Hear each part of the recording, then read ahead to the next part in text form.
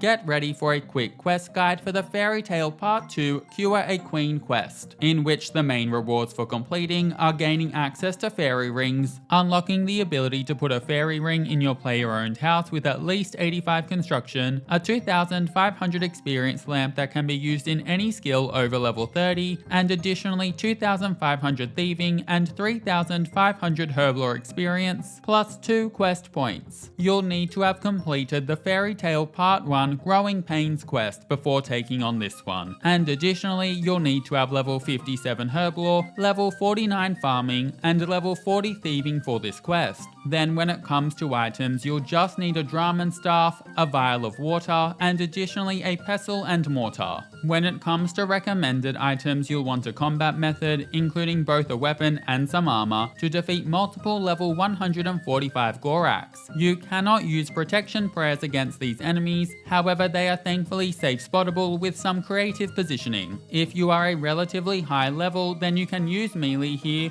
while for lower levels, safe spotting with ranged or magic is definitely the way to go. Whatever your attack method, you'll also want to bring along a decent amount of food as a precaution. Yes, even if you're safe spotting, as you may have to tank a few hits setting up the safe spot. While not essential, lower levels may want to bring 1 restore potion for fighting these Goraks, as their hits will drain your stats a little bit. Additionally, I would highly recommend 1 to 2 stamina potions to help with the running around, as well as 1 teleport to Lumbridge and around 5 teleport methods to teleport to any fairy ring. These teleports might not be used, but they could end up saving you a bit of time. I'll be using Salve graveyard teleports, but an Ardougne cloak works well too. Now you can begin this quest in Draenor village at the town square just west of the bank. To start, talk to Martin the Master Gardener and then select to ask about the quest, before going through the rest of the chat whereby he'll tell you that he needs to check on his crops. You now have to stay logged in and wait around 5 to 6 minutes for Martin to check his crops. Whatever you do, don't pickpocket Martin during this time or else you'll have to wait even longer. But feel free to go make yourself some tea or coffee in real life, or chop some willows, or do nothing, or anything really for a few minutes while Martin checks his crops. After around 6 minutes have passed, chat to Martin again and select to ask about the quest. And following a little more chatter, select yes to officially begin the quest. Next, teleport to Lumbridge and then equip your Dramen Staff before running south to enter Lumbridge Swamp and then going southwest to the small hut in the middle of Lumbridge Swamp. After arriving, enter into it while wearing your Dramen Staff to be teleported to Zenaris. Once in Zenaris, you'll want to make your way west to the most northwestern point of Zenaris, located just above where the bank is. After reaching this spot, you'll enter into a short cutscene where both the Fairy Queen and Fairy Nuff will be gone, and the place will appear to be completely trashed. Following the cutscene, you will want to pick up the healing certificate that's on the floor to your east, to then obtain Nuff's certificate. Right-click on this certificate and choose to study it, which will then show you a message filled with symbols. Close this and then run south to the cooking range symbol on the minimap, where you'll find a fairy chef. Talk to her and go through the dialogue. Now we need to go to the Cosmic Altar. To get there, run east and then southeast, before making your way further south going through the narrow passageway. Continue south and note that the first agility shortcut requires 66 agility and the one to the west requires 46, so use them if possible to travel faster, but otherwise take the longer path around. After reaching the Cosmic Altar, you'll notice that directly south of it on the wall is a small rune temple sign. Read this sign and then close the interface. And after you've read it, now travel all the way back north to the main Zenaris area before then making your way back to the Fairy Godfather, who is located in the throne room right next to the Slayer sign, directly south of where you arrive in Zenaris when entering from the Lumbridge Swamp.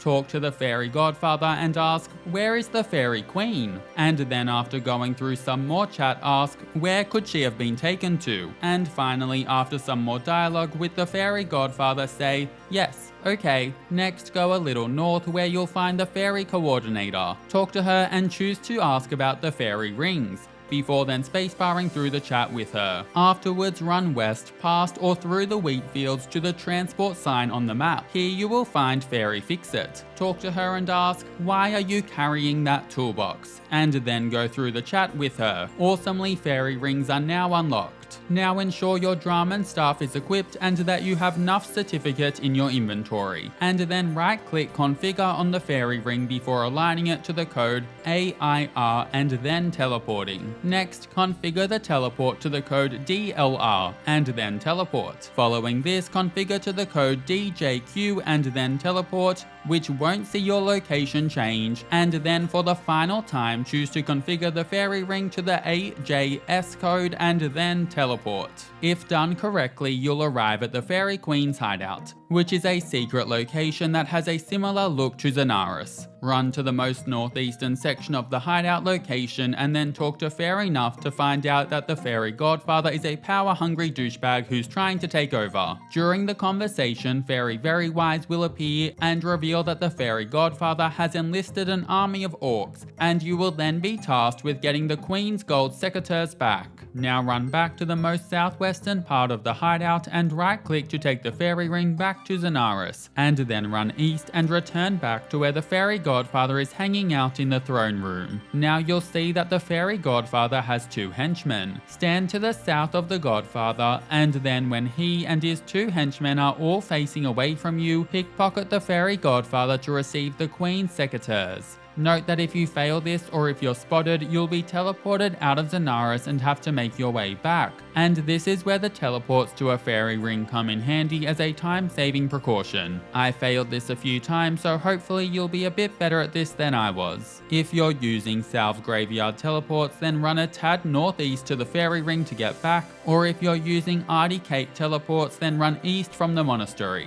Once you successfully pickpocket the Fairy Godfather and have the Queen's Secateurs, it's time to run west back to the fairy ring in Zenaris. You will again need to travel back to the hideout. Note that after selecting configure, you can now select Fairy Queen's hideout within your travel log to automatically select the next code in the sequence. You'll still have to do this 4 times though to reach the secret hideout. After arriving, run northeast and talk to Fairy Nuff. However, after some dialogue and a cute fairy spell, it's revealed that the Fairy Queen's been asleep too long. Spacebar through the rest of the chat, whereby you'll learn that you need to make a potion to revive her. Next, run southwest back to the fairy ring and then teleport to the CKP code to travel to the cosmic plane. And apologies as the RuneLite HD makes the colors here a little intense. Simply wait for a minute or two and star flowers will begin to appear and grow around the plane. Once a flower has fully grown, all you need to do is pick it to obtain a star flower. After you have it, go back to the fairy ring and configure it, and this time pop in the code DIR to travel to the Goraks plane. These are aggressive, but they won't attack you as long as you stand in the middle of the fairy ring. But note that once you move off it, you can't move back on it without teleporting out and then back.